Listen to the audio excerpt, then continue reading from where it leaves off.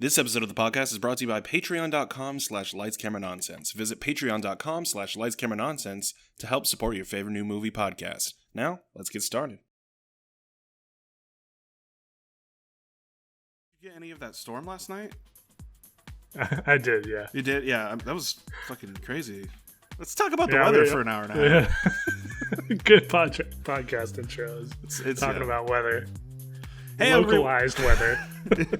Well, I mean, it was like, I'm like, there's definitely a tornado out there in like the plains, like further south, southwest. But I just like the idea to stop there. There's definitely a tornado out there. Out there. I don't know where, but it is there. It's good video game movie weather, chill inside weather. But it was gusty, spitting at me. Hello everyone and welcome back to Lights Camera Nonsense, where we give you all the latest movie magic you may have missed. I'm Nick, sweet summer child Simmons. And I'm Zach, happy Pride Month Smith. Oh, well fine, I guess I'm the asshole. Hey, we have Pride Month stickers in our merch store. The link is in the description. So is our merch. I'm repping the merch at least. Somebody take a screen cap of this. Take a screen cap of this look right here. Make it look like I'm 600 pounds. And on June 20th, 2020, so we're going 6/20/2020. Oh, man. We're doing all of them.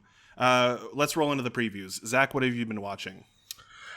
Well, I have quite the backlog to get through, as I'm sure you do as well. I do. So I'm just going to fire off a couple that I don't really have a whole lot to say about, but Casey and I rewatched X-Men, like the first X-Men movie from 2000. Wow. Still pretty good. It shows its age, but I think it's fared fairly well. Other than Storm's Toad line, that's still as bad as it was. Same thing as everything else. Bzz. Like fucking Sidious. Zap. Yeah. Kills a man. Do you remember the scene in that where the senator like fucking melts? Yeah, he straight up fucking fish faces his way through like the jail cell thing. And yeah, so that scene and the scene where they're at the Xavier Manor, right? Or whatever, fucking comic books, right? And he like literally just melts into goop. Oh yeah, on the table. Those two things scarred me more than you would expect from a superhero movie, right? Because it was just fucking weird. And it was like the first superhero movie I saw, because that was before Spider-Man, right? Yeah, because the first one was 2002, right? And the second one was 2004, 2007. Yeah, so it was before, or it was after X-Men. Right.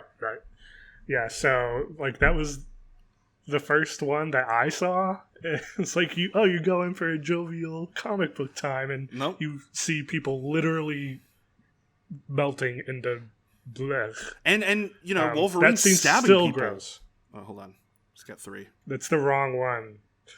Oh, that's the. What are you doing? I'm trying to do the 3-prong thing. I'm trying to.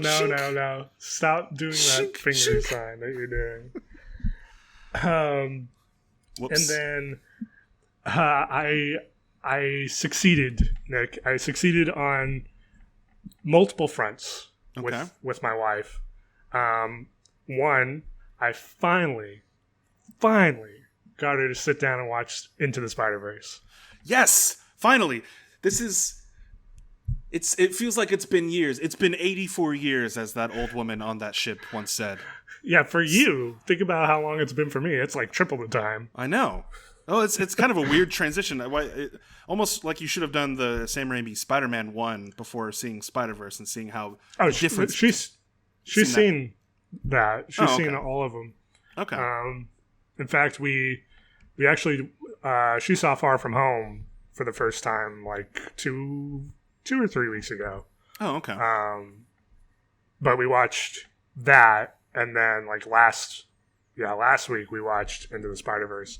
Finally. And I don't know if you remember, but I had a deal with my wife about a year ago. Yep. Where if I watched all the fucking Twilight movies, she would watch 3 movies of my choosing, Yeah. and Spider-Verse was one of them. So finally, after a year, I got her to actually watch the goddamn thing, and wouldn't you believe it, she actually enjoyed it. Oh wow, shocker!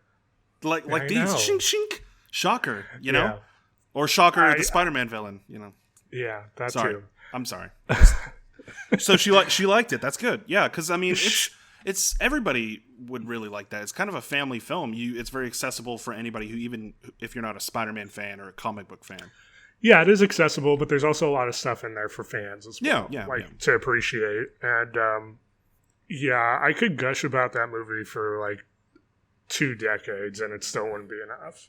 And I probably will be doing that for the next 2 decades. And for the sequel coming out in 2022. Yeah, so still great. Love that movie.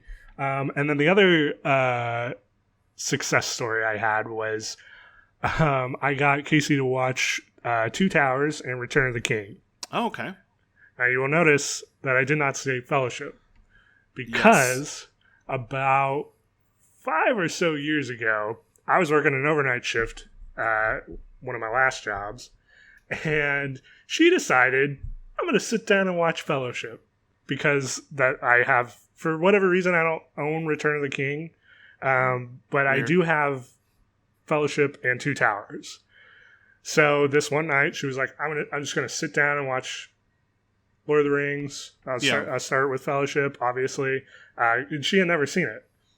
So Is it the extended cut or is it the normal version? So she sat down to watch it, and then I get home from my overnight shift, and she's still watching it. Oh, and she's like, "How long is this movie?"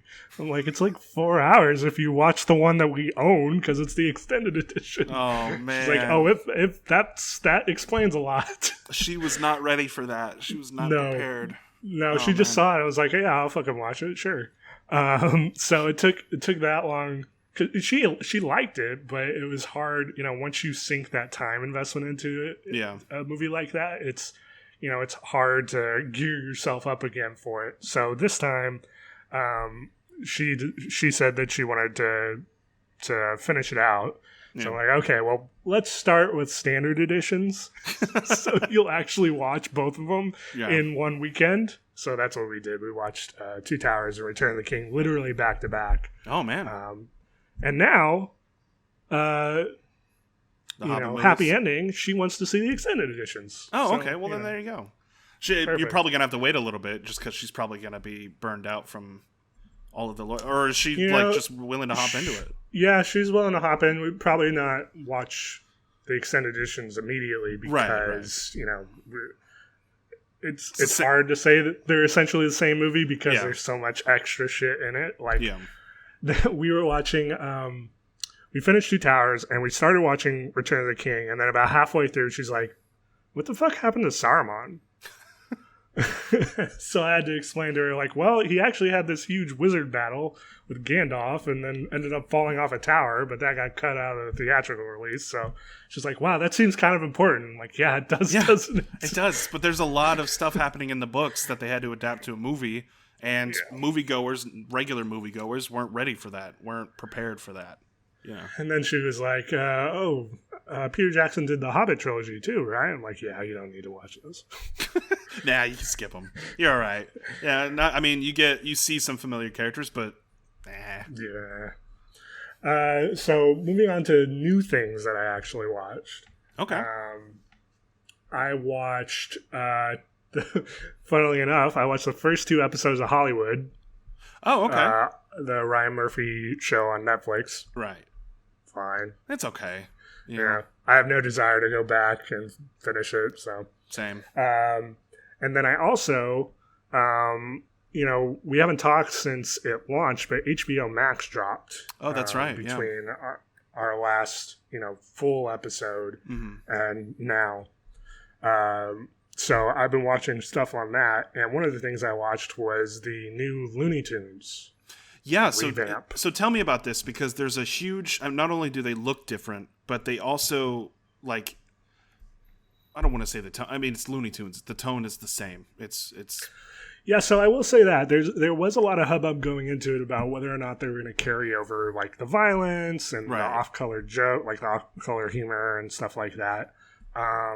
It's definitely not as like tone deaf or even offensive as obviously the older ones are, because those are different, like the fucking 50s and shit. Different time, yeah.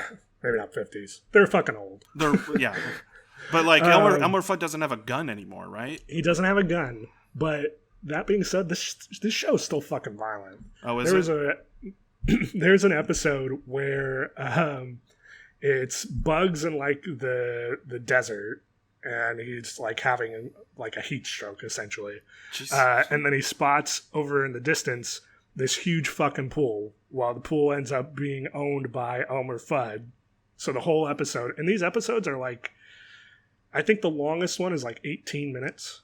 Okay, so they're short. That might be, they're very short. I think one clocked in like 12 or 14. And they're all about that length.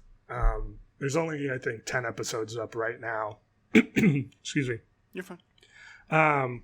But because, the whole dynamic between those two is basically, Bugs trying to get away with shit. He is trying to go swimming in Elmer Fudd's pool, and Elmer Fudd's like, I don't want any fucking animals in my pool. Who would? Because obviously, and this is private property, but fuck it, Bugs is our hero. Yeah, he's the hero. I don't want any rabbits in my... rabbits would drown. Most rabbits would drown, right? So it gets to the point... I don't know. What are you asking me about rabbit swimming techniques? I don't know. You keep going. I'm going to look this up.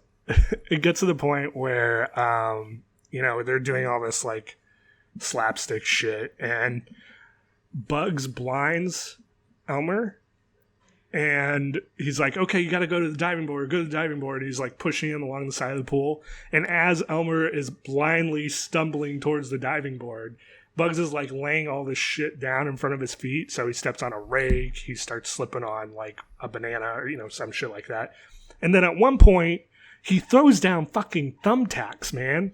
Dude. Too much. Like thumbtacks. And he steps on them. What a dick. Like, Jesus, that's fucking hardcore. Rabbits can swim. They have the ability to swim because it's a basic survival instinct.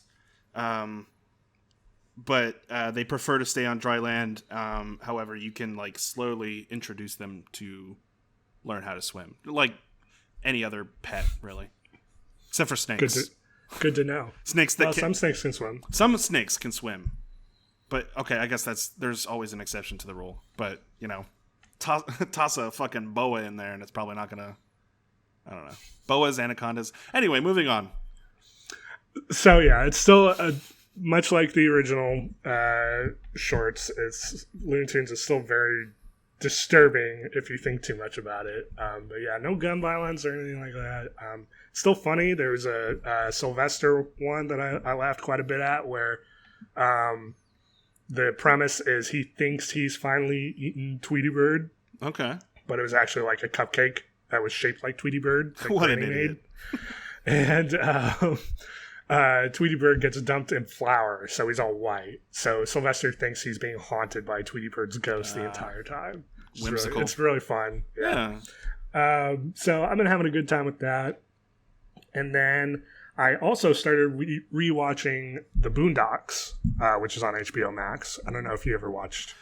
So I watched bits and pieces of it. By the time it got super popular while it was on Adult Swim, I thought I had a lot of TV shows on my plate at the time, but I like the humor of it.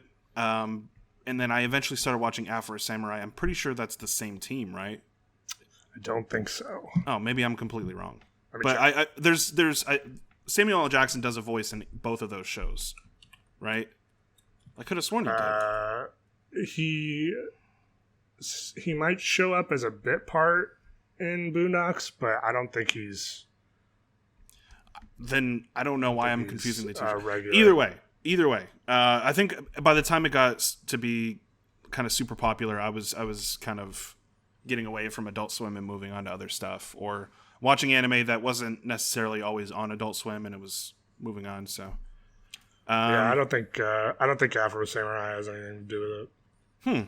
Now, I don't know why. Boondocks does have like anime. What's the word? Like inspirations. Like Huey is like this militant kid who loves like old samurai movies and shit. So he's always thinking about like, him as like a ninja taking down the government and shit. Right. But yeah, I got about 2 seasons, or I watched the first 2 seasons when they originally aired on Adult Swim, and then I know the creator was still on for the 3rd season, but I think he dropped off for the 4th one. But I never watched the last 2 seasons of that. So I'm getting there, but I'm about halfway through season 1, and it's still really funny. Some episodes have not aged super well, even if they are still like very satirical in nature. Like that's the entire show is taking a piss. But like the 2nd episode of season 1 is an R. Kelly episode. Yeah. And yeah. I mean, it's the trial of R. Kelly, but it's kind of like, I don't know if you should portray the victim of that as like not caring about being a victim, but yeah. Samuel L. Jackson does the voice of Jin Rummy, who's a bad guy in the show. He's a white guy. Oh, okay. Yeah. And did you know Regina King does the voice of both of the... So that's what I was gonna mention. I was fucking watching it, and then I started looking stuff up. Because I had forgotten some of the history of the show, like how it was a comic strip beforehand. Yeah. And then, I found out that Regina King does the voice for both of the 2 young boys in the show. I'm like, what the fuck? That's insane. For those who don't know, Regina King was most recently in the Watchmen adaptation. She plays one of the main characters on the flippin' poster. Yeah. So I watched that. I still got a couple more. I'm going to try to run through them real quick. Sure. I watched the new season of Queer Eye just dropped on Netflix. I don't know if you've ever watched. I never got into it, but it's always been on the backlog. It's on the list. So I'll speak from a place of ignorance in terms of the original Queer Eye, which was called Queer Eye for the Straight Guy. I never watched that. But from what I gather, it was more of like a, fashion, not fashion show. I don't know. From what I understand, there was less heart in that than there is in this. And I really like this new version of the show because it's just like so nice. It's just like a good feeling show. You just walk away from every episode going like, I feel good. Yeah, these are nice people. This is a nice day. So so you got Karamo who's doing like all the. So basically, for those who don't know, there's a team of gay men, who come in and will help revamp someone's life in different ways, and like one of Karamo will do like personal, like social growth talk, like kind of therapy session type things. There's Bobby who like will redesign an entire house for them. Anthony will show them how to cook like one really good meal. Tan does all the like dressing up, like fashion stuff, like getting your style up. Right. And then Jonathan will do like hair and like skincare and that kind of thing. And there's like, it's all, the surface level is, we're going to do all these like commercial things, I guess, to better your life. But really it's about coming to terms with, trying to be better, trying to get better. A lot of these people are just stuck in ruts and just need kind of a helping hand to get out of it. So yeah, it's really nice. And like I said, I always come away from feeling really good. Yeah. So if you're interested in feeling good, watch that show. After looking at everything that's on Twitter and just the internet these days, we need more and more shows like that. Just definitely. And all the guys are like super great and chill, and they all do their own like stuff outside of the show too. But yeah, I really enjoyed the last season. I'll keep watching. Yeah. And then I got 2 more. I watched The Five Bloods. Yeah, I did too. Which is the new. You did too? Yeah. Okay. Well, I got save. I got 3/3. I got 2/3 of the way through, but then I ended up I had to go to sleep and then go to work the next day, and I meant to finish it, but I'm. Well, I'll leave it for yours then, and then I'll jump in with my thoughts if you have any. Okay. And then the last thing I watched was in a single day I got through 8 of 10 episodes of Love, Victor. Oh, yeah. It's the sequel series on Hulu to Love, Simon. Mm-hmm. Did you ever see Love, Simon? I did. I saw it in theaters. So, funny story about that actually is Casey and I were looking forward to seeing that movie, and we just saw a random Showtime over by where we were, and we're like, "Oh, hey, let's go see it." I don't think we even were planning to see a movie that day. We were just like downtown, and we're like, "Let's look and see what's playing." And that was playing, so we're like, "Oh, we'll go see it." And it ended up being like a month early screening of the movie, yeah, which is a really cool experience because everyone there was so positive, and yeah, it was really nice. The show concerns the same school as the movie, but with a different main character. Right. Simon from the movie does show up, or he's like Victor, the new main character, is like kind of talking back and forth with him throughout the series, and then he does show up around episode 8. But it's more like a lot of series will try to piggyback on a movie, if that makes sense. Like they want to take the success yeah. or a successful formula of the movie and then try to replicate that in a TV form. And the show is more at odds with that movie. Because the movie, while great, I really love the movie. It's very much steeped in like the most ideal situation for someone coming out and like their journey of self-discovery. Yeah. Where Simon is, when he's white, 2, he's surrounded by a bunch of very accepting friends. 3, his parents are super liberal and accepting. It's like the best case scenario for that. Not to say that he doesn't struggle, like he does have his own struggles, but it's like compared to Victor, who has moved. They moved from Texas, ironically enough. Hey, that's where his family is super conservative. They're like church going folk, to where his grandfather and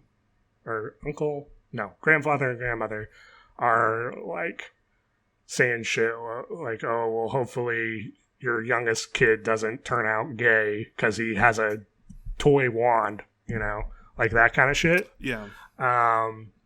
And even his dad says shit like, "Well, hopefully you don't end up like that either." Like it's just not a very like open environment for him, and that's very true to a lot of people who go through that.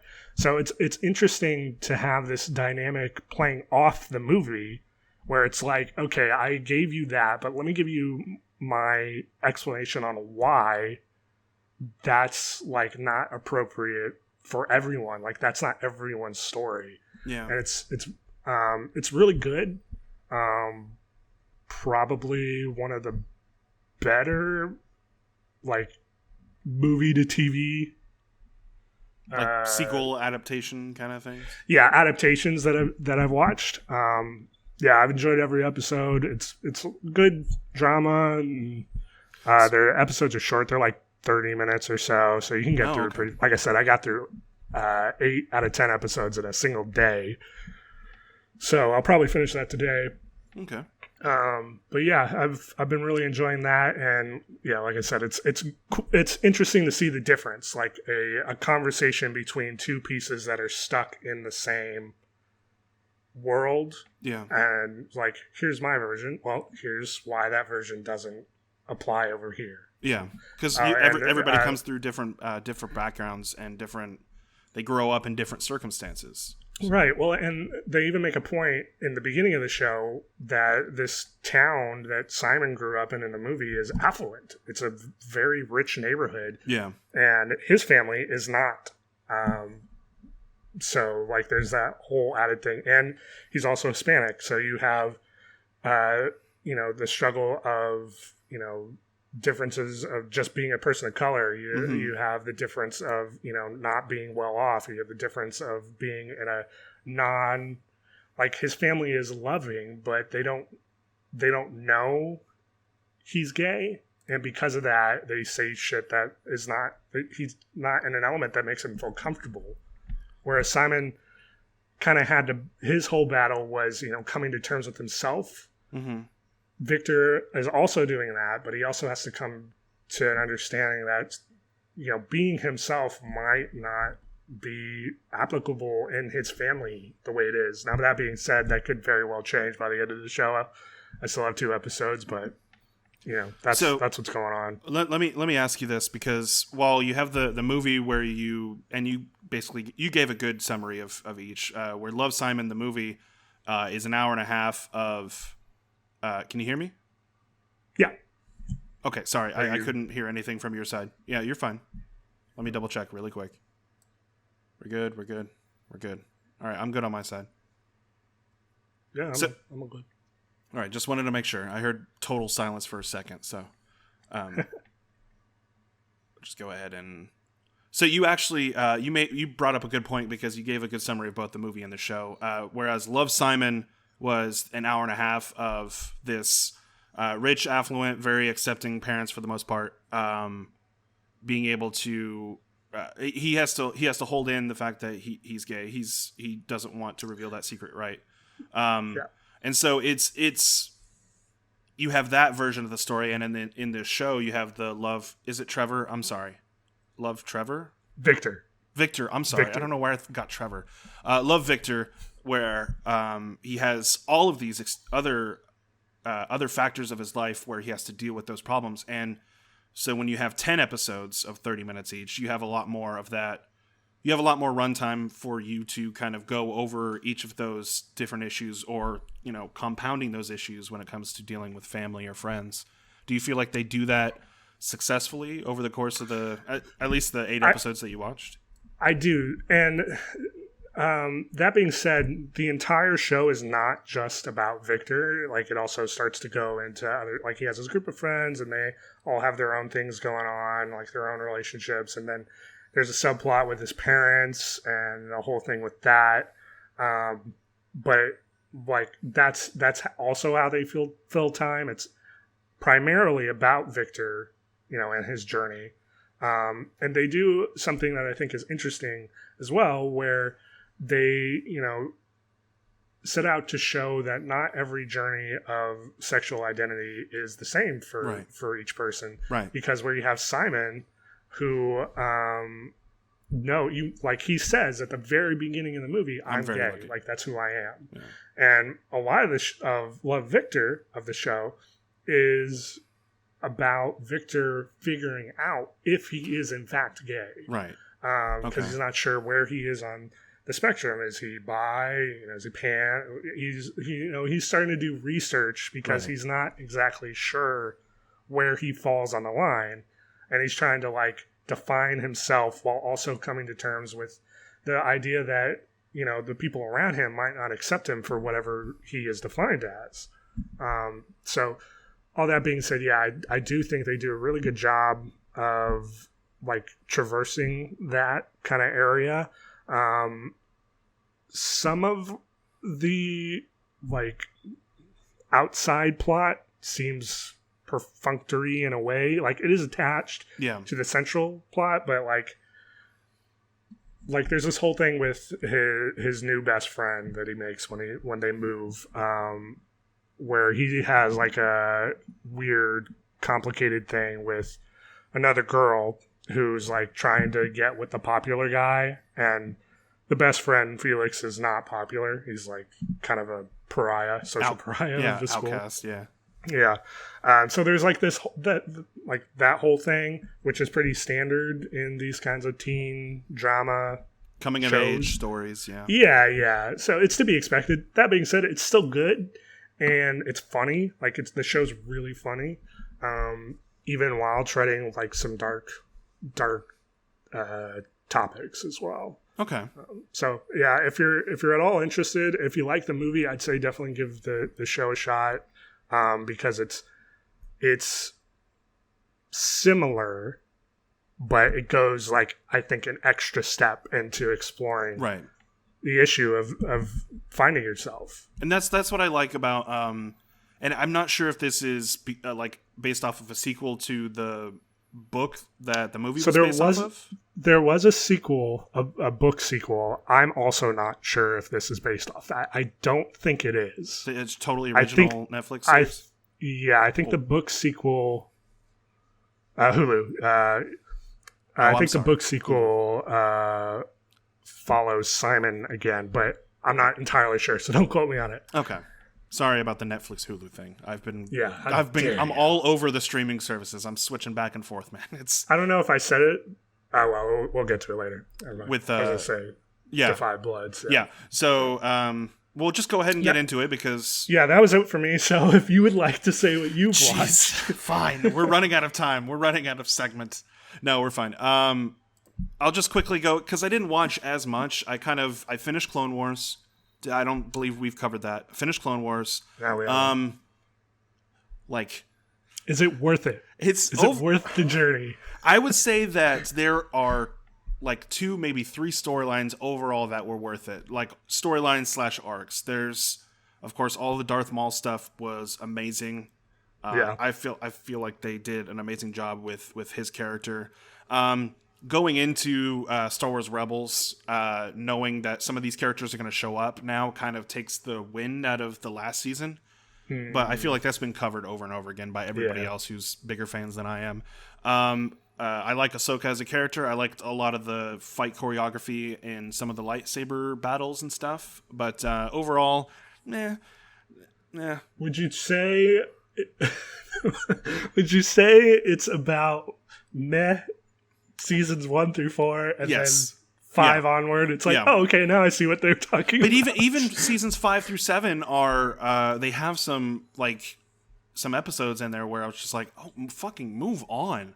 There's more Jar Jar episodes. Yeah, there's the underwater war that's going on that one planet. Yeah, that's the beginning of season 5, I believe, and that was just like it dragged on forever.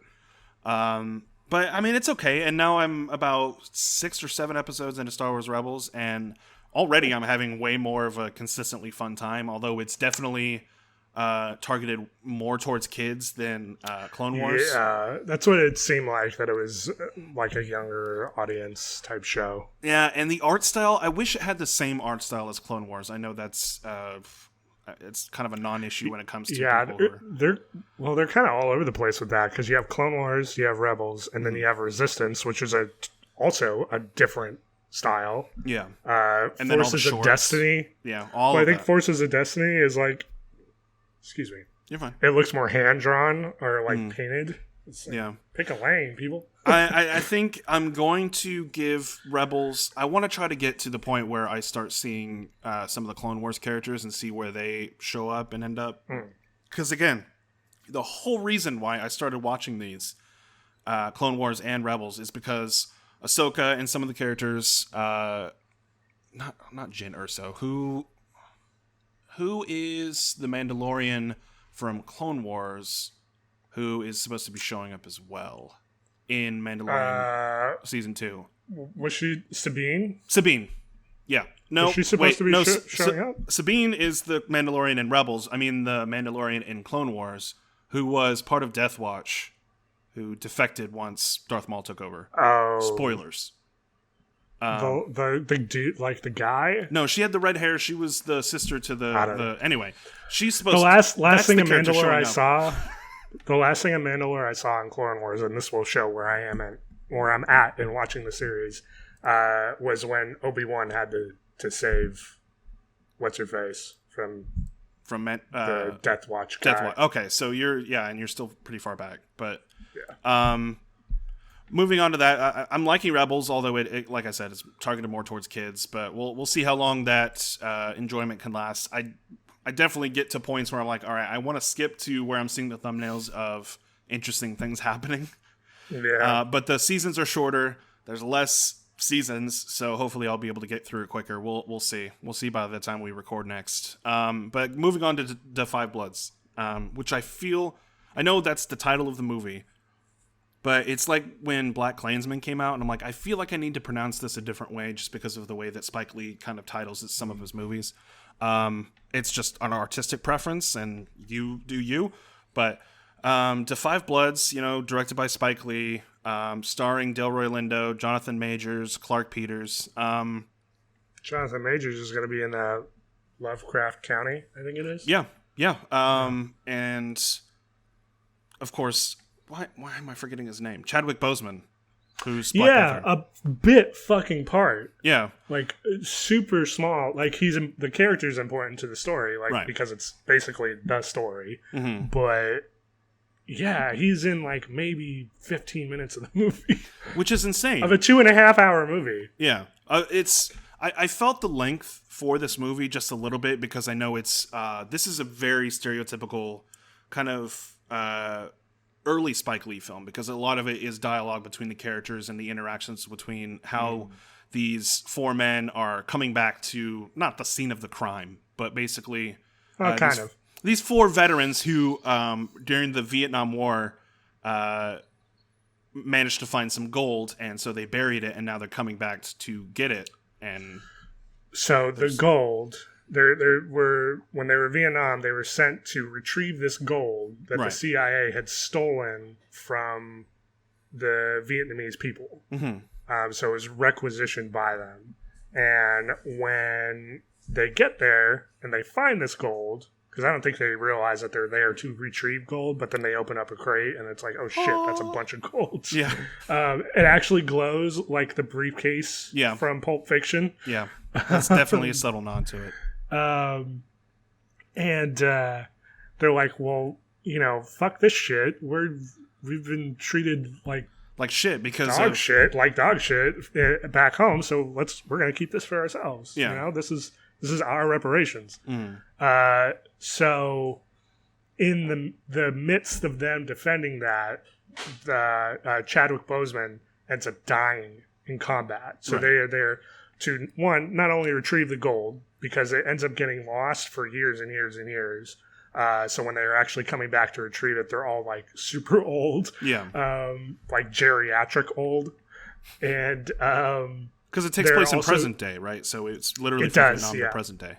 Mm-hmm. Trump is president, and they reference this, him. Yeah. And they're also there to retrieve the remains of their fallen comrade to bring him home, right? Because they weren't able to do that last time, right?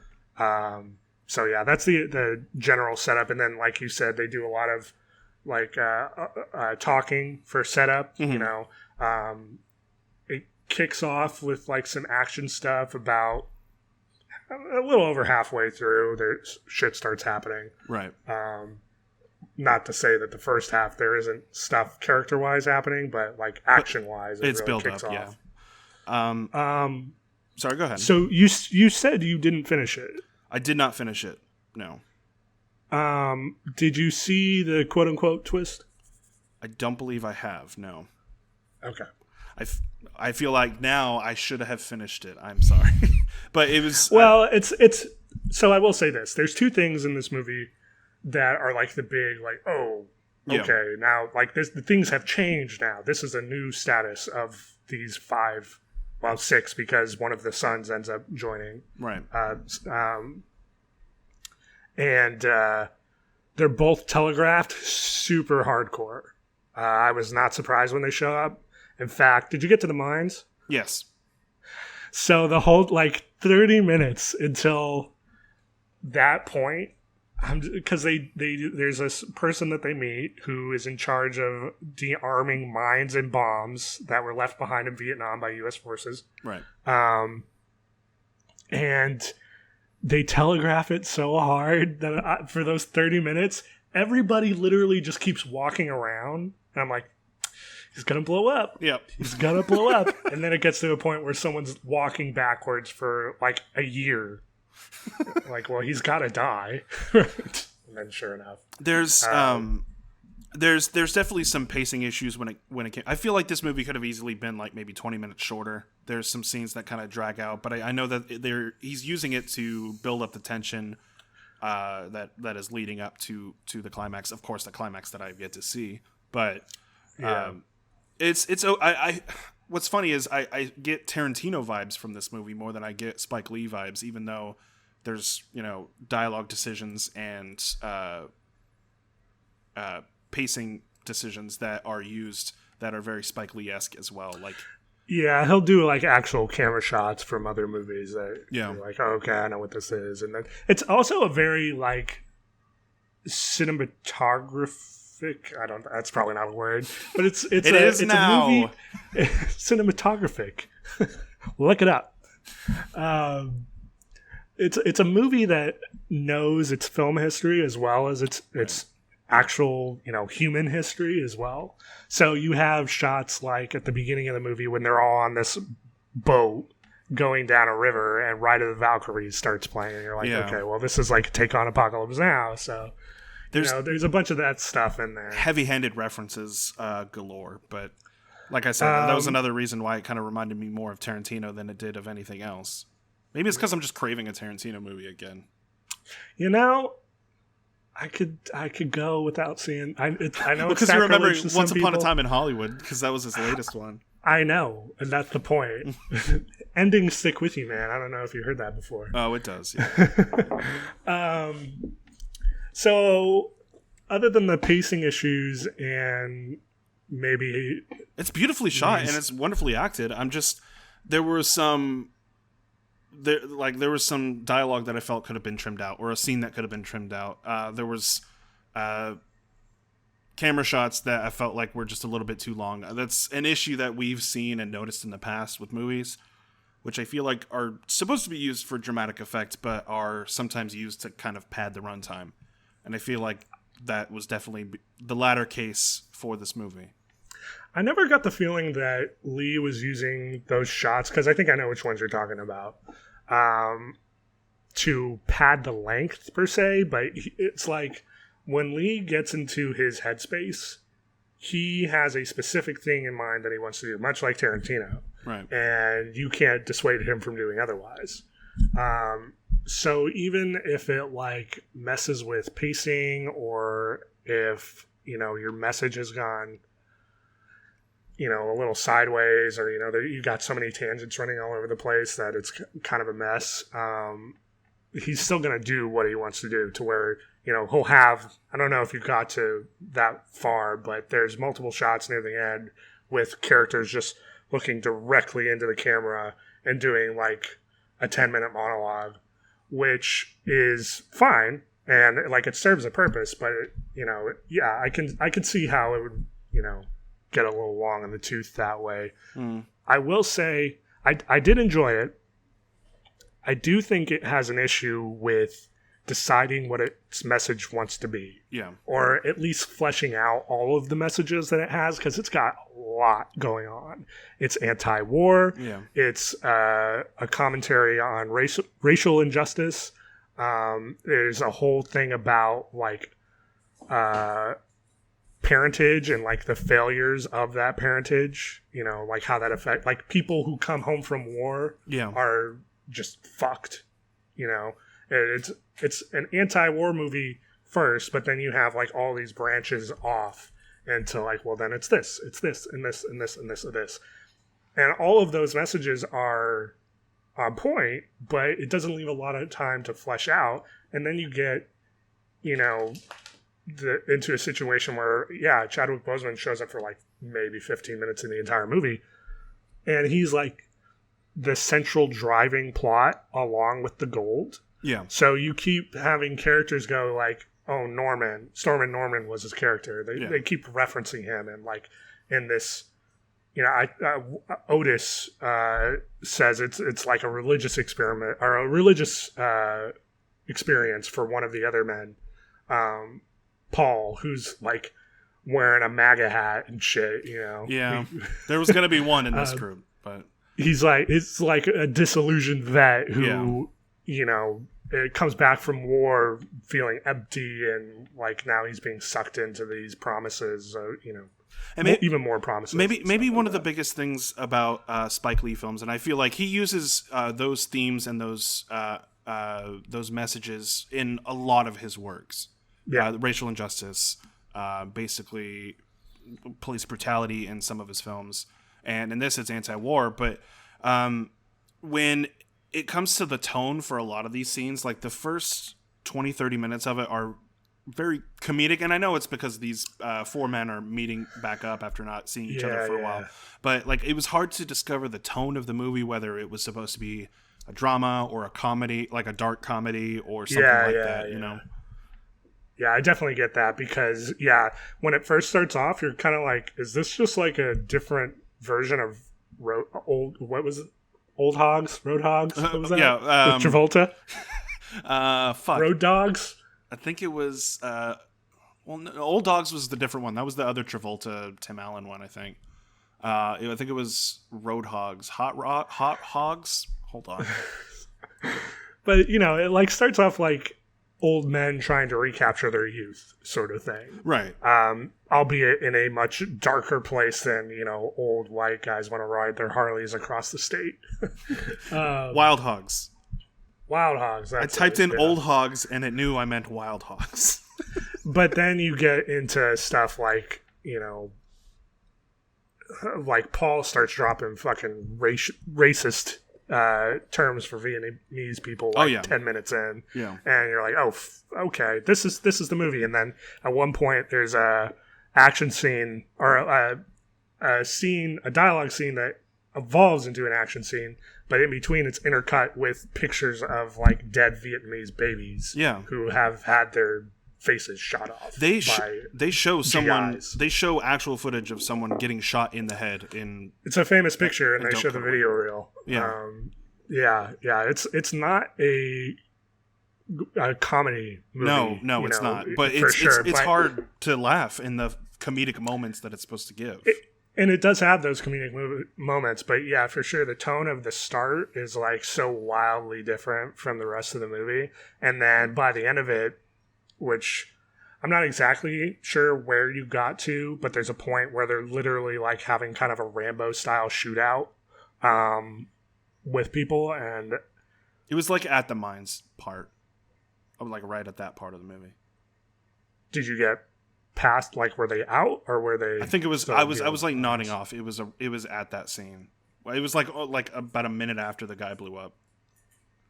Okay, gotcha. Yeah. So there's that scene extends for a little while, but then immediately after that, then it starts like going into this like, it's almost like a Rambo movie, and it's weird. Yeah. It's kind of anti-war war at film. Odds. It's at odds with itself. Yeah. Sometimes it feels like, but I still overall enjoyed it. It's just a little messy here and there. I definitely think BlacKkKlansman is cleaner for sure. But I can see what he was trying to get out with this, and overall I enjoyed it. It's just kind of messy some places. And then the final thing I watched was You Should Have Left, starring Kevin Bacon and Amanda Seyfried. Yeah. So where they're in a relationship with like a 50-year difference. Well, Kevin Bacon is maybe not 50, but he's 61, and Amanda Seyfried's like in maybe her early 30s. 30s, yeah. But yeah, that's one of the main factors as to their conflict in the movie. It's directed and written by David Koepp, who sounds familiar. You know why? Why? He has written Jurassic Park, Stir of Echoes, Mission Impossible, Spider-Man, Indiana Jones and the Crystal Skull, Angels and Demons, Ghost Town. The last movie he did the screenplay for The Mummy 2017, Jack Ryan's Shadow Recruit. He's all over the place, except for his earlier stuff is amazing. Like he did, like I said, Mission Impossible. He did the screenplay for Lost World, which is okay. Snake Eyes, Stir of Echoes, Panic Room, Spider-Man. It's generous of you to give it to Lost World, but whatever. I remember the good scenes, all right? I remember the little tiny the dinosaurs gymnastics. ripping apart that one guy. Yeah, and Vince Vaughn is in that movie. Remember him? Anyway, You Should Have Left is... Hi, rude. You should have left. That's the whole point. And by You Should Have Left, it's more like you should have left this movie out of your watch history because it's kind of all over the place. Yeah.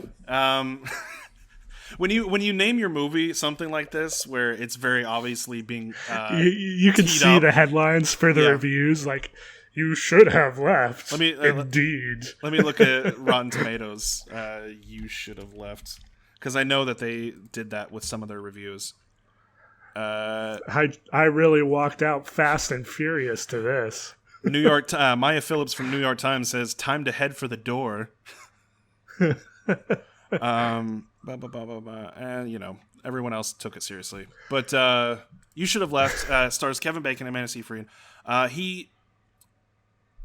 actually watched Chris Stuckman's review of this, and he kind of put it in perfect perspective. But all of the characters in this movie, and it's a Blumhouse production, so it's got a small cast, it's basically all in one location. It's this house in Wales. It's kind of off on a hill, but it's like a super modern house. It looks like it could fit right in, like in LA. All the old houses are in dolphins. So yeah. They're all made out of whale bones or whatever. I don't know what whales do. Whales people do. I made it sound like everybody in Wales are actual whales, and that's not what I meant. I want to go to that city. That sounds fucking rad. It's just like blue whales with fucking human arms and human legs. Like, oh, hello and welcome to Wales. My name's Llewellyn. Why do they have to have human arms and legs? Why I don't know. It's a funnier image, man. Anthropomorphic whales. Let loose. I mean, they could be that too, but they got to live on land. So they live in houses. Well, I'll let loose, but I don't want to live in some fucking weird Fincher-verse that you got going on with your human whale shit. Fincher wish he had my imagination. Anyway, it's based off a novel. It's based off of a novel by Daniel Kellman, where it's a former banker and his actress wife, and there's a huge age difference, and that's kind of put into play as to when he tries to visit her on set, and she's doing like a weird sex scene off camera, and he's like, "Oh, I just want to come visit my wife," and they're like, "We can't let you." And then it turns out that Kevin Bacon has a sort of not secret past, but an event in his past that leads people to kind of like not believe him and avoid him. And so they're like, I just need a vacation. And Amanda Seyfried's like, yeah, sure. So they go to this vacation. They have a little girl. They're like, this is a really nice house, blah, blah, blah, blah, blah. Things start happening to where he finds out that she has a second phone. And a burner. There's some things going on behind the scenes. And then you start getting, throughout the whole movie, there are, the house is weird. He starts noticing that some hallways are... Yeah, there's whales in it. There's anthropomorphic whales with human arms and human legs. Oh, hello and welcome to Wales. My name's Llewellyn.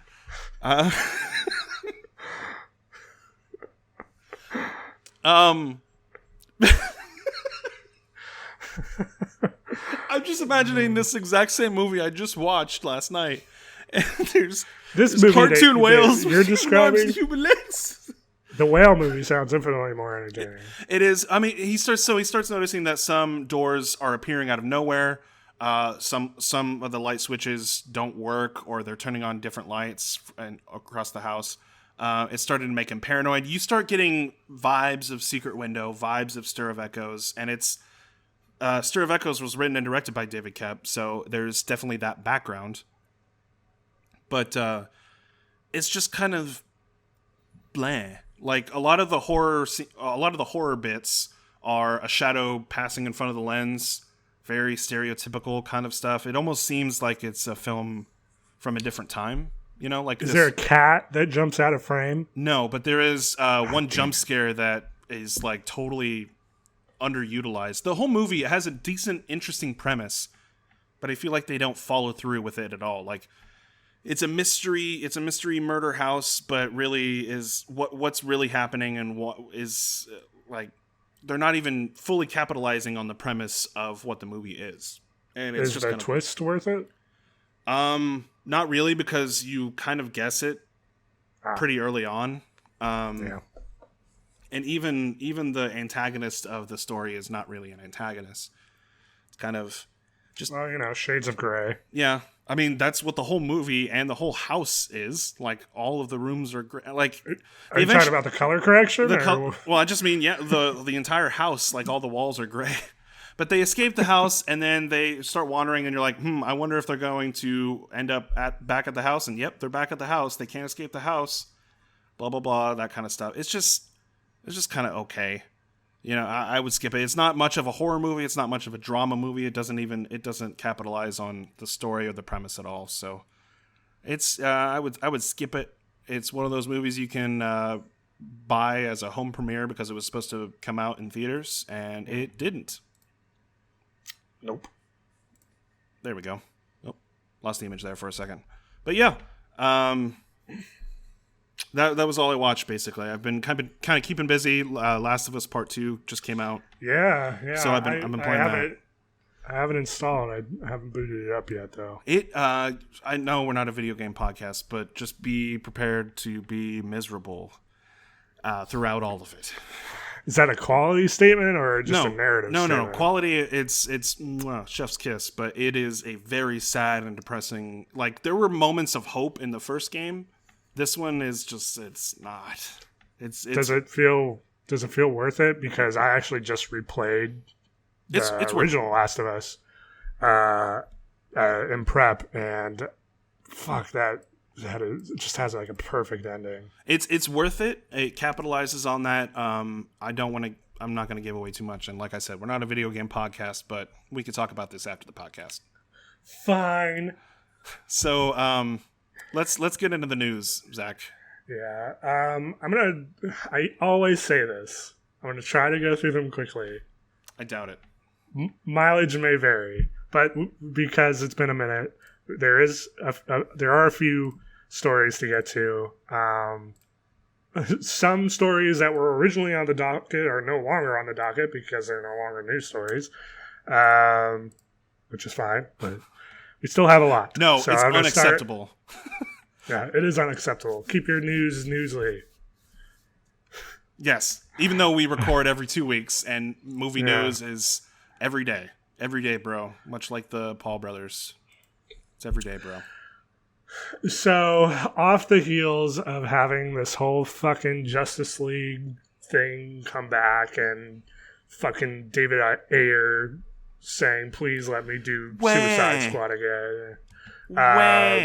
There's now a fan campaign to, quote, make Solo 2 happen.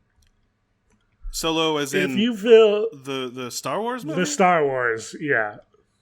No. Yeah.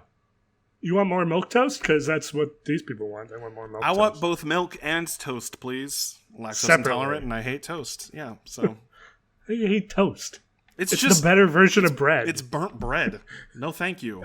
Exactly, it's the better version of bread. I want my buttery toast nice and floppy. Yeah, all right. Speaking of Justice League, yeah, all right. Whoops. Some more news has come out in terms of financing for this Zack Snyder cut, as it were. Now, originally, it was reported that this whole thing was going to cost anywhere between 20 million and 30 million to do in terms of editing and, CG and all this other bullshit. But apparently, in an interview with the head of HBO Max on let me see what the podcast is, on Recode Media. Nice.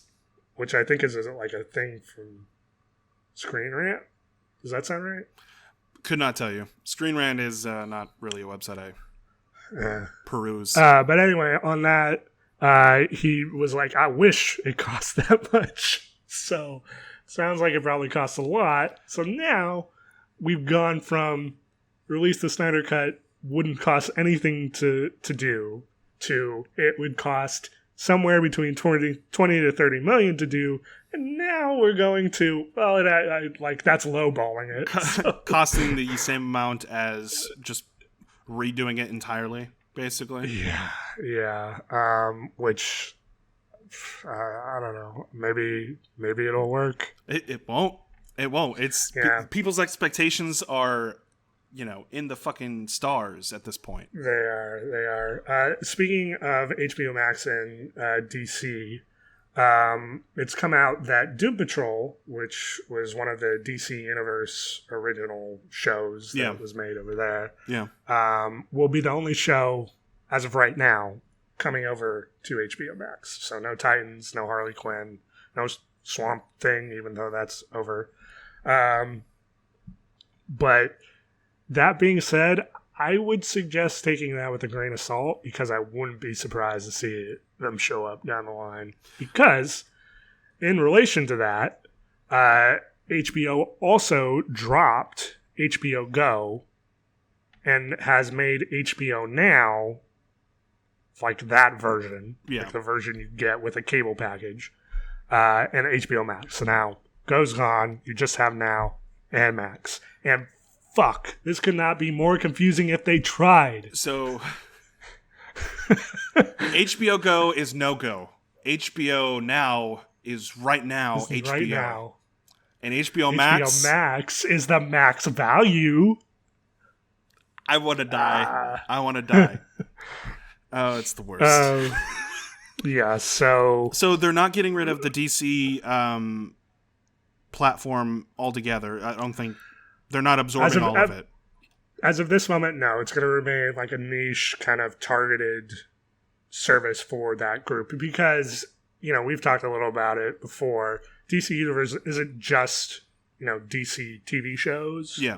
It also has like a pretty decent back catalog of DC movies, as well as a rotating selection of like comic books. Mm-hmm. They're always like, what's the word? The flagship titles? No. Like they make a point of which titles they choose for each month or whatever. I don't know. They make specific choices about what goes on there, like depending on what's happening at the time. So okay. Big companies throwing big money around. Yeah. Moving that belt around. So there's that money. I think this might be the last DC news. Apparently, Henry Cavill is still in talks to appear as Superman in a separate movie from a Superman movie. Right. So in something like Shazam 2, most likely. Which is interesting because for a while there, we didn't even know if he was going to play Superman at all. I think he's still technically under contract, isn't that right? They're maybe. I don't know his contract stipulations. I think there I would imagine. Yeah. I think there was a number of contract. Go ahead. Sorry. No, you're good. You go. I was going to say I think there was a number of films that he was supposed to star in. It didn't necessarily have a time limit restriction on the number of movies. What I was going to say is I think at least how contracts will generally work. Well, I don't know that. The way I would imagine contracts to work from a studio is that they hold fuck, man, I can't come up with any of my words today. They hold the ability to terminate said contract without any repercussions. It's when the actor tries to terminate a contract, then that has repercussions. They usually will have to pay the studio some sort of severance fee or whatever. Right, because it's the studio's lawyers. I would imagine. Studio lawyers are probably putting in provisions like, well, if the fucking movie flops, then yeah, we can recast whoever the fuck we want. Right. I lied. One more DC. Fucking. All right, fine, dude. There's a lot of shit that happened. Yeah. So, did we talk about how? I think we did. How Batwoman. I believe we talked about that in a previous episode, that she was leaving she's not going to be in season 2 at all. They're going to write her off. Right. Yeah. What's her name? Ruby Rose. Ruby Rose, thank you. Yeah. I completely blanked. Yeah, so we talked about before how Ruby Rose is leaving. No surprise, because she broke like her fucking neck on set. Said no thanks. originally when that news broke, they said that the character Kate Kane was going to be recast. Now they've walked that back and said that character, that Batwoman, will leave the show and it will not be recast. So there will be a totally new Batwoman. Right. Okay. Well, I don't know if that means quality is going to change too. I would imagine not, since they have the same team on it. Yeah. But if you're invested in Batwoman, I'm trying to think of any other Batwoman other besides Kate Kane. There have been other Batwomen, Bat ladies. Yeah, they all go by different names though. Anyway, moving on. Anyway, so Edge of Tomorrow director Doug Liman. Lyman? I think it's Lehman. Lyman. You put the Lyman in the coconut. Shake it all up. Yeah. He directed Edge of Tomorrow with Tom Cruise. Right. Apparently, the duo are teaming up again for an action movie in space. Yes. And Tom Cruise is actually going to fly a space shuttle and be in space. Yeah, and something to remember is this is I think the film or one of the films that Elon Musk is producing. So, that SpaceX launch that just happened. Yeah, that was probably that was probably all a stunt to do some pre-production for this movie. You never know. Yeah, behind the scenes, they're putting advertising in space now. Yeah, by Tesla. There you go. Did we ever talk about Space Force? We talked about it a little bit, didn't we? I didn't watch it. If you watched it, then that's on you. I did watch it, and it's okay. It's not The Office, but there were funny moments in it. I just feel like they're not gonna.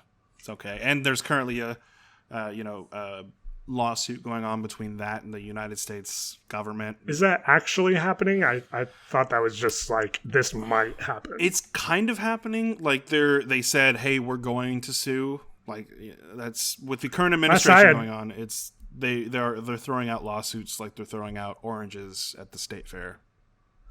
Well, I'll never scoff at a moment to shit on the current administration, but last I had read was that they were kind of whatever about it.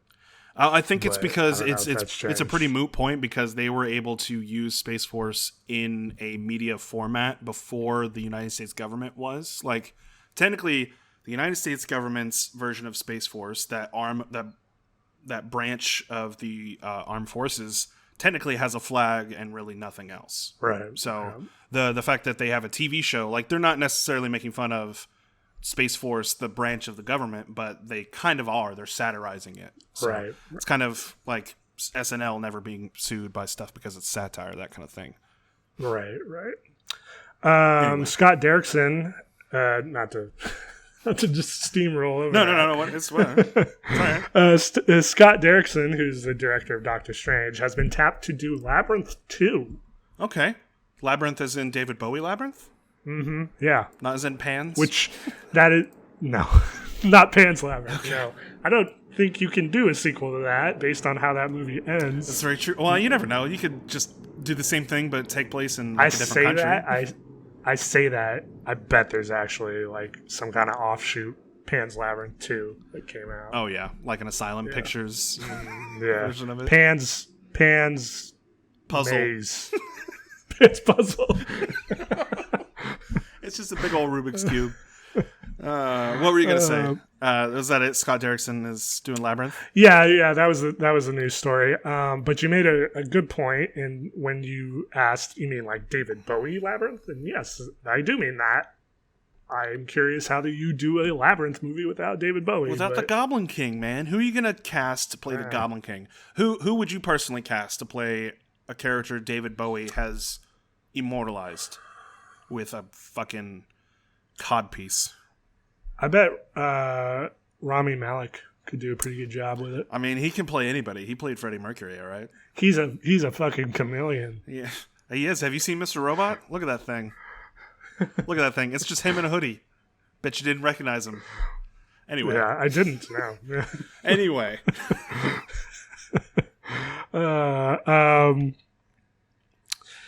James Mangold has been confirmed to direct Indiana Jones 5.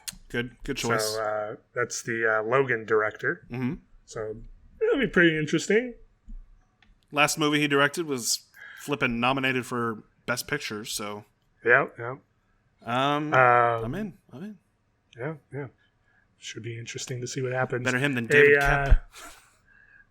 Yeah. Roasted. In the series that continues to have the most confusing adaptation history possible, a Girl with the Dragon Tattoo reboot is in the works at Amazon. No. A TV reboot. Not a movie reboot. A TV reboot. So this would be on top of the original Swedish films. Swedish, right? Yes. That actually was a Finnish trilogy. Finnish trilogy. I think. And also on top of the Daniel Craig Girl with the Dragon Tattoo. David Fincher, 2011. Also on top of the most recent, the Spider... Was it Spiderweb? Girl in the Spider's Web or something to that effect. That like skipped a movie in the timeline or some shit. It was it was based off of a book that wasn't part of the original trilogy of movies. Yes. I don't know. It's actually not on my docket, but I don't know if you saw, but Netflix is in talks to do a Chronicles of Narnia. Yeah, I did read bits and pieces of that series, and I feel like those two are in the running for most confusing adaptation history possible. Like both have picked and chosen books, which things to adapt. There's multiple variations on both of them. I think that like the first Lion, the Witch, and the Wardrobe I saw, I think was like a BBC version of it that got shown in a middle school class or some shit. Don't forget Golden Compass, His Dark Materials. But that's like two. It's two adaptations. I mean, there's the series, depending on whether it's renewed. I'm pretty sure it was on HBO. And then don't forget Percy Jackson is being adapted to Hulu. Yeah. So I just recently watched the first Percy Jackson movie. Meh. Hey, I just realized you didn't talk about something you watched. I feel like I know. You should know. You were anticipating it, and then I got a text that was like, "What the fuck?" Hold on. I always forget a fucking movie that I've watched. It wasn't even that long ago. It was like last week. Yeah. What the fuck? Do you want a hint? It's on Disney Plus. It is on Disney Plus. It's an adaptation of a book series you read. Oh yeah, Artemis Fowl. Jesus. Fuck. That's how much I want to forget this fucking garbage shit balls cock. Have you ever read the Artemis Fowl books? I'm on the one, by the way. You're not showing it. No, I'm not. Hold on. I'm talking to the audience. Have you ever read the Artemis Fowl books? You like them? They're pretty decent young adult books. You know, they came out at the same time as Harry Potter, so it was kind of overlooked. That's okay. You missed them. Good books. I recommend them.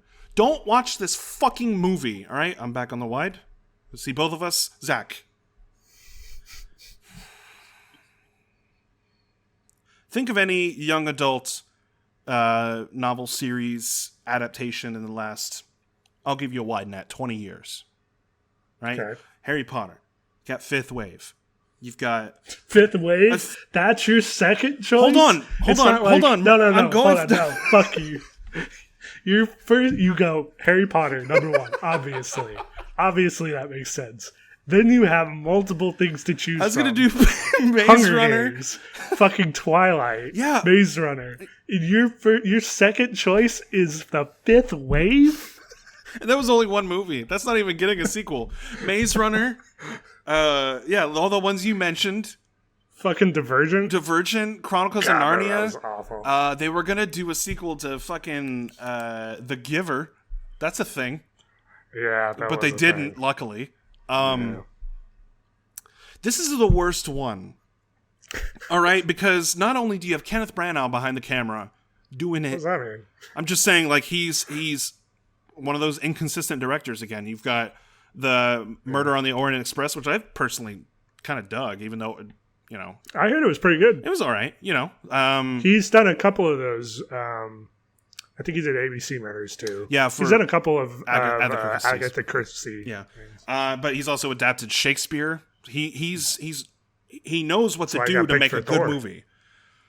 But what he does is he compounds the first 3 books of I believe, it's been a long time since I've read all of them back to back, but I believe it's 6 or 7 books. He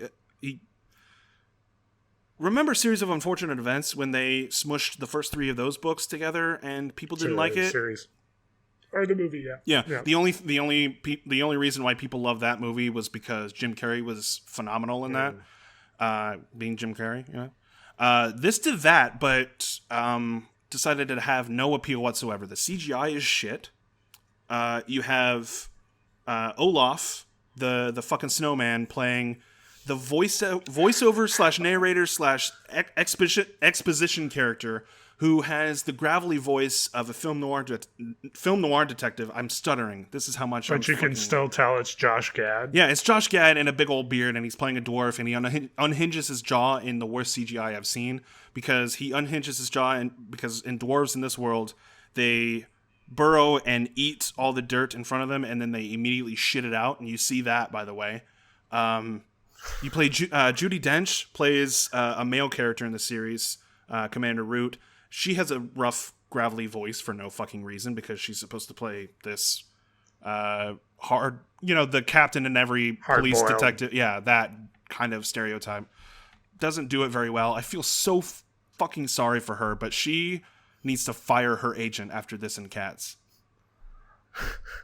You have a character who is Artemis Fowl butler, whose name is Butler, but don't call him Butler, otherwise he'll kill you, apparently, but that's never seen. Is that a thing for the book? Yeah.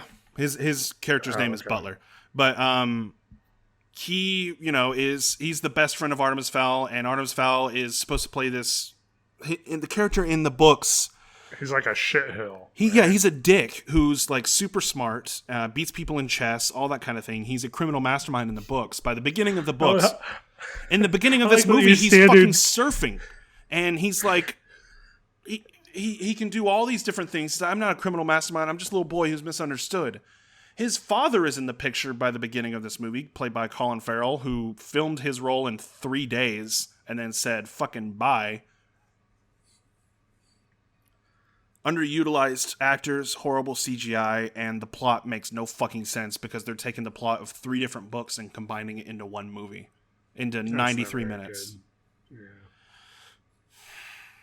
So you can see why they shoved it onto Disney Plus, yeah, streaming ASAP, as opposed to some of the other movies that they've been like Mulan. Obviously that can make $1 billion, and they've thrown so much money at that. But something like Artemis Fowl, which has been in the works since 2001. They're like, it's had different teams off and on from it, but I had only read like half of the first book, so it's always hard to be like, well, I don't really get, like, I don't see there being an audience for this now, because it didn't feel like there was a big audience for it when the trailer dropped originally, but I always want to be cognizant of the fact that just because I wasn't there doesn't mean there weren't, like, that was a successful series, that book series was. Yeah.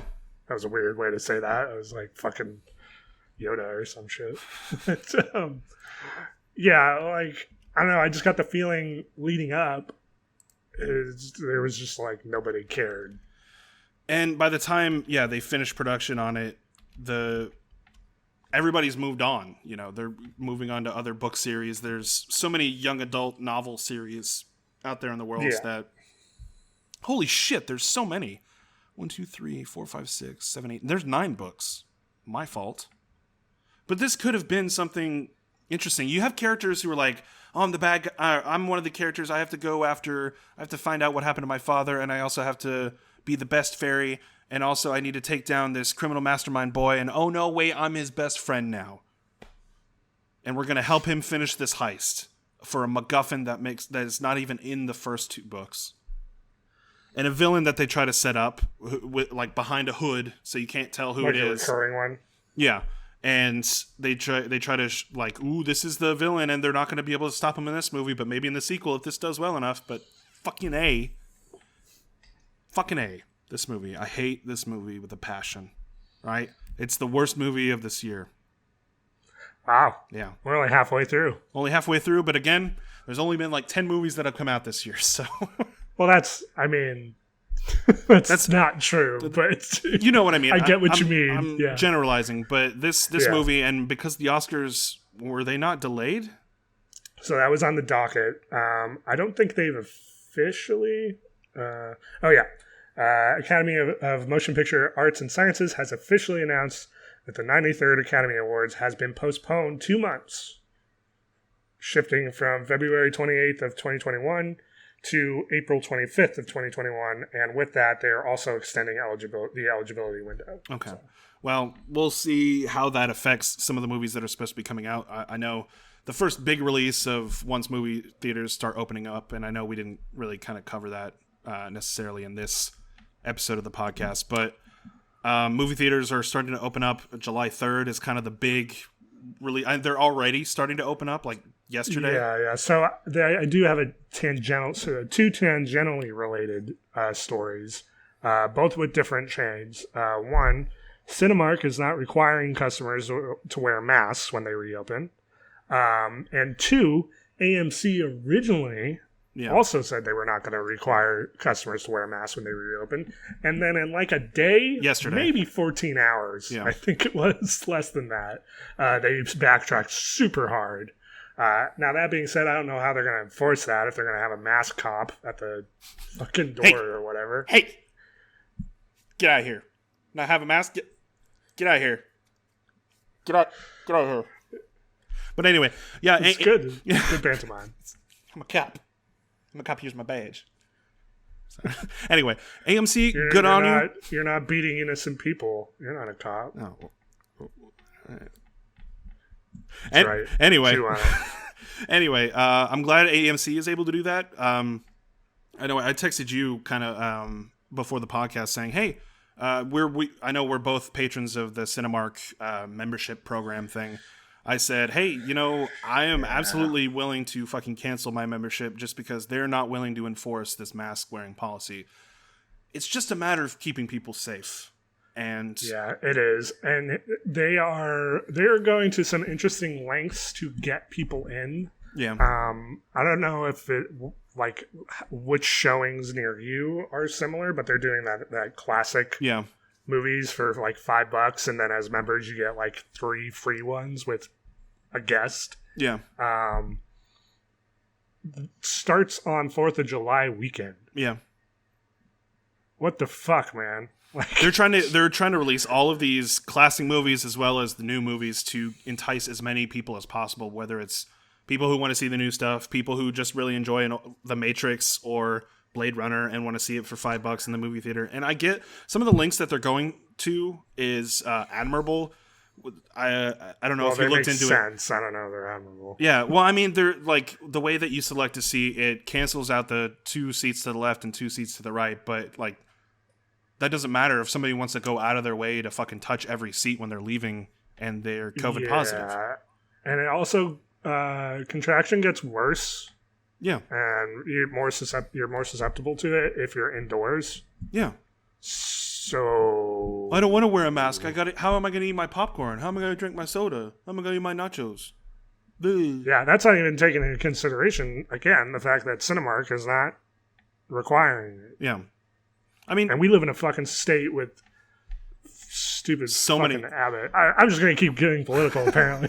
Well, I'm just saying, like... Abbott's a fucking idiot. He's the guy who basically mandated that all businesses can't say you have to wear a mask in the state. Yeah.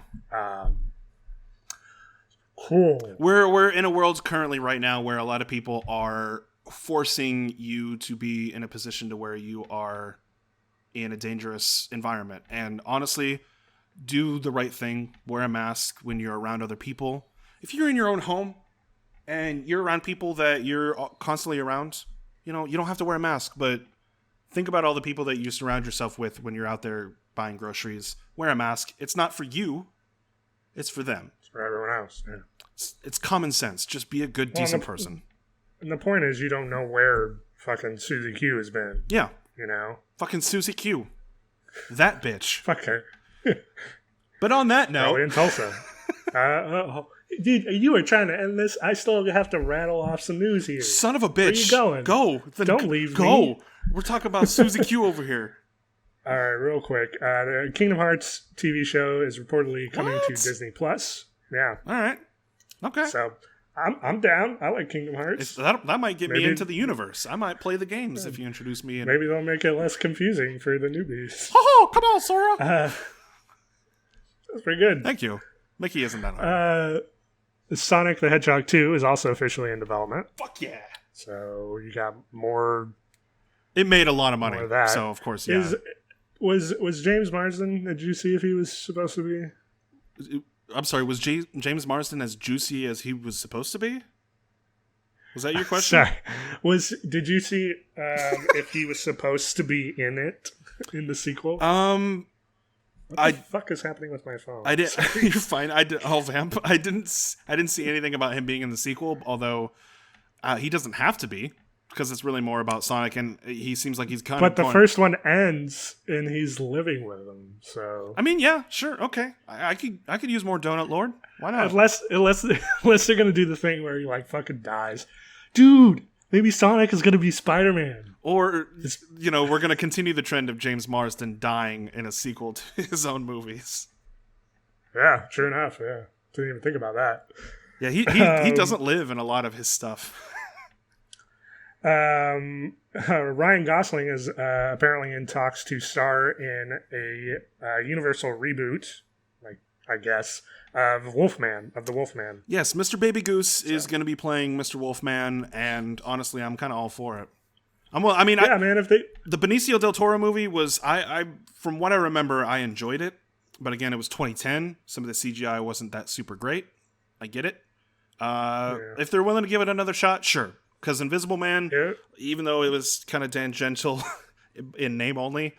Well, that's kind of what I want. I want more of that, like, it's kind of the same thing sort of take on it, Okay. Like, because that was way more interesting to me than, a straight-up invisible guy.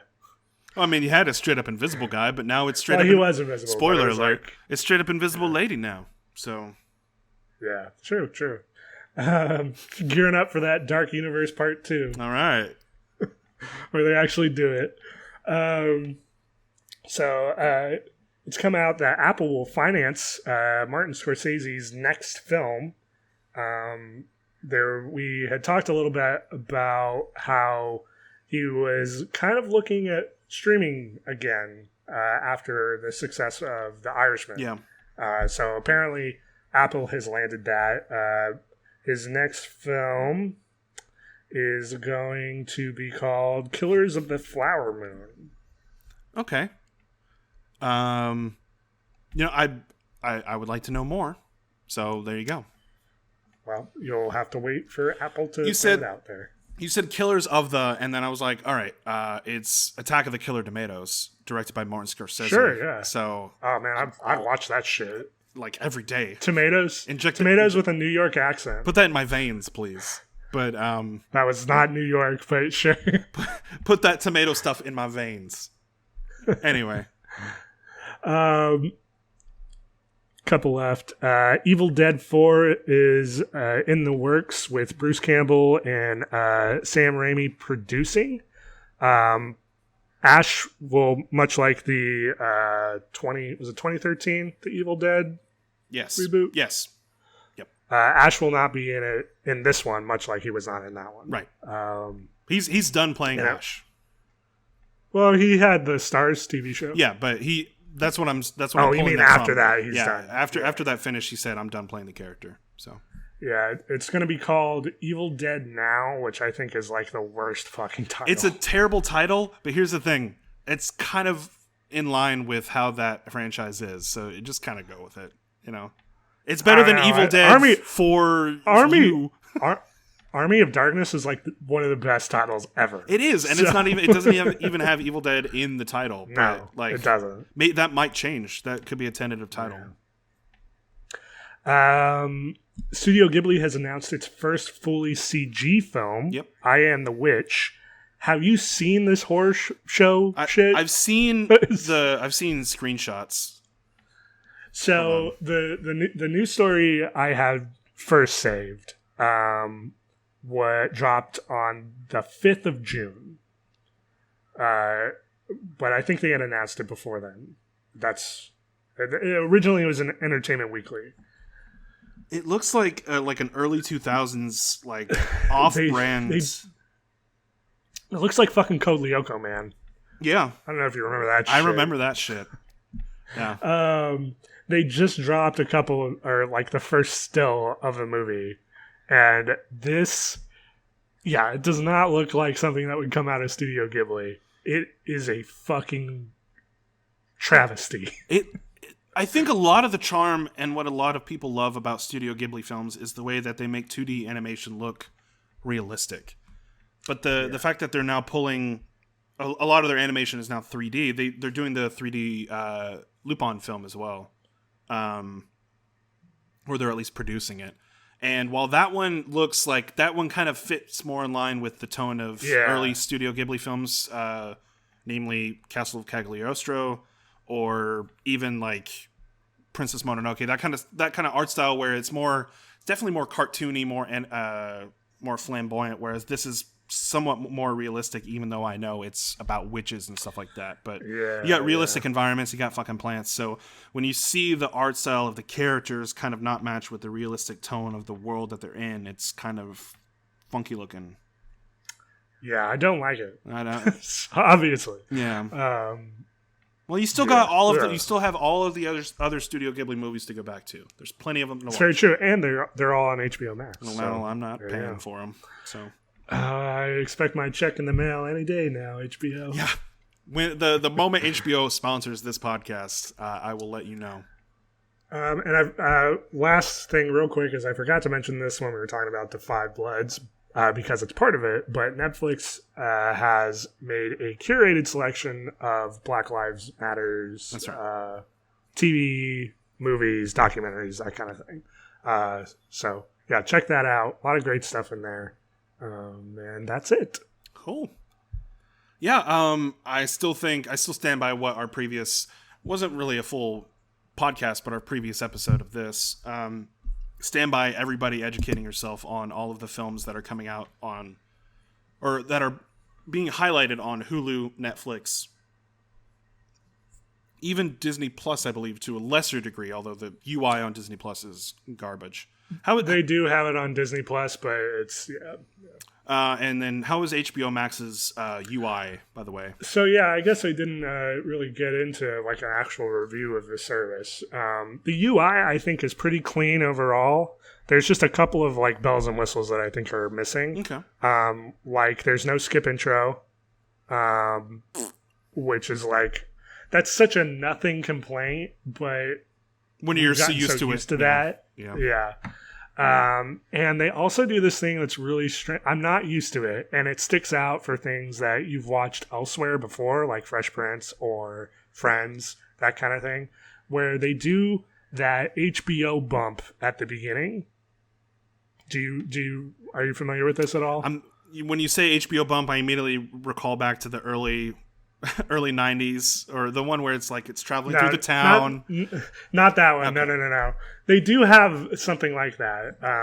But no, they will do this thing, and they did this on Now as well, where you'll hit play, and most of the time it does it on like a TV episode. Yeah. You'll hit play, and then it'll give you like a 30-second commercial for something else. Maybe even only like 15 seconds. Something that's on the service. Something that's on the service. It's always HBO. So like you'll hit play on Run, or you'll hit play on Friends, and it'll be like, hey, watch, what's it called? It's not Pose. Or is it Pose? Might be Pose. Sure. Legendary. That's it. Legendary. Which is like this competition show. It's kind of like RuPaul, a little bit. Like that. Anyway. And they'll do that bump in front of the episode. And for something like Game of Thrones, you're used to that, or at least I was, because, like you sit down every week, you watch Game of Thrones, and like it's always going to be there. Yeah. But for things that you're like binging, it will sometimes do it in the middle of a binge. It's rare, but it does happen. And it's so off-putting because you're so used to like Hulu or Netflix, in which you press play, and if you want to binge a whole fucking season, it just keeps going. Fucking love Victor. It just kept rolling and rolling and rolling until I'm like 2 episodes away from the end, and I didn't see a single fucking commercial or anything. Yeah. But with HBO, it could be like I have friends on to go to sleep, and like after the first episode plays, they'll do a bump for a different Sex show. and the City. Like, okay, well, now I'm going to be awake again for a little while. Well, now I got to watch Sex and the City. It's weird. So it's not a bump in front of every episode. It's a bump every like 6 episodes or something like that. Yeah. And then I think it'll do it more often for like their premium shows. So like with Run, it was doing it generally like every 2 or 3 episodes. But yeah, it's very strange. It's weird. But it's just weird. There's weird decisions for it because it is a streaming service, and especially with now going to like this is the service you get with your cable package. Right. Like that's HBO Now. If you're going to build a streaming service to rival Disney Plus, Netflix, that kind of thing,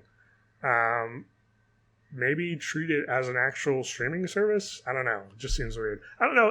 Does Amazon do that? I watch so little on Amazon Prime. As far as I know, no. I mean, other than the ads for stuff in between when you're trying to pick certain, TV shows or movies. No, other than that, you get the banners of certain shows that you should watch. Not really. So like normal. Yeah, like normal. Like a Netflix, or a Hulu. I mean, it's pretty much commercial free except for those bumps, right? Oh yeah. It's not like you're seeing any commercials for like Trident or it's not like a baseline Hulu where you're getting commercials every commercial break. No, you and it's never in the middle of an episode. Okay, ever. That would be very disorienting. Yeah. But I don't know. There's just these little nibbles here and there. Would you recommend it? Do you think it has enough content for people to warrant signing up for $15 a month? It does have a lot of content. I would say if you're looking at the HBO originals or the HBO Max originals or whatever, I would say that's not there yet. There's really nothing there to warrant a $15 price tag. Now, if you're interested in that and with everything else that comes with it, Friends, you could feasibly make the argument like, yeah, I want to pay $15 for this. But then you also kind of have to take into consideration what you're interested there, because they actually just came out and said a shit ton of their DC movies that they were marketing all the way up to launch are coming off in July. So if you're thinking like, oh, I really want to watch all the DC movies in one place, maybe your interest lies more in that DC Universe streaming service. I think now we are officially in the streaming wars. Like we have so many different streaming platforms to where you have to choose a select number. It's no longer feasible to subscribe to only Netflix or only. I mean, you can. I'm sorry. You can, but it just depends on like there's something for everyone everywhere. Yeah. Like if you are a fan of one type of thing, you want to see all of that one thing. You can't even just be like, I just want to watch over here. Yeah. Because if you like superhero shit, you got like 3 different places for superhero shit. And it gets even worse if you like comic book shit, because it's like every Amazon, single, Amazon alone has like 3 different comic book properties going. The Boys, Anyway, it's tough. It's tough you trying to decide which ones you wanna invest in. But yeah, let's go ahead and wrap things up. Zach, if people wanted to email us and say, hey, I only have enough money to get this streaming service and not support you boys, you beautiful boys, that's fine. How would they contact us? They would write that confusing message to lightscameranonsense@gmail.com. So you're telling me there's an email where they can give us all their questions, comments, and concerns? Motherfucker, did I stutter? I said lightscameranonsense@gmail.com. Well, okay then. That's all right. Take it easy. Put the ship down. This has been Lights, Camera, Nonsense, keeping you updated despite our best efforts. Make sure to tune in every 2 weeks for all the news, reviews, and how do you do's. All the latest ones. How do you do's? Thanks for tuning in, and we will see you next time. Bye.